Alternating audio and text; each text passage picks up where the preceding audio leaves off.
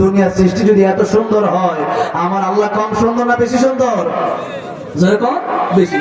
তাই জান্নাতে যাওয়ার পরে আল্লাহ রাব্বুল আলামিন জান্নাতীদেরকে জিজ্ঞাসা করবেন, ও জান্নাতীরা রে, আমি আল্লাহ রাব্বুল আলামিন তোমাদেরকে বাড়ি দিলাম, গাড়ি দিলাম, এত এত কিছুর ব্যবস্থা আমি আল্লাহ রাব্বুল আলামিন তোমাদের জন্য করে দিলাম।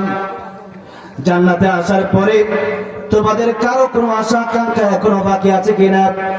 জান্নাতীরা তখন বলবে, আল্লাহ রাব্বুল আলামিন জান্নাতে এসে কোনো নিয়ামতের অভাব নাই, কিন্তু যদি একটা নিয়ামত না পাই, এই নিয়ামতগুলোর দরকার আমাদের নাই। আল্লাহ বলবেন, সেটা আবার কোন নিয়ামত? আল্লাহ তা জানে, তারপরে জিজ্ঞাসা করছেন। আল্লাহর বড় ভালো লাগতেছে।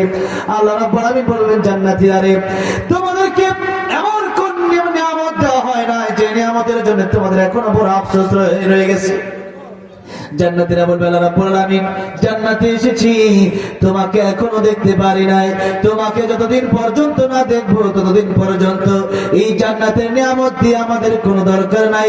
জান্নাতের শুধু নিয়ামত এই ফল ফুল আর হুরুল মান নিয়ে আমরা পরিতৃপ্ত হব না। আল্লাহ রাব্বুল আলামিন আমাদের বড় আশা, বড় আকাঙ্ক্ষা, তুমি আল্লাহর সাথে একটা নজর দেখা করতে চাই। আল্লাহ রাব্বুল আলামিন সেদিন জান্নাতের মধ্যে তার বান্দাদের সাথে, জান্নাতি বান্দাদের সাথে দেখা করবেন। যেরকম সুবহানাল্লাহ।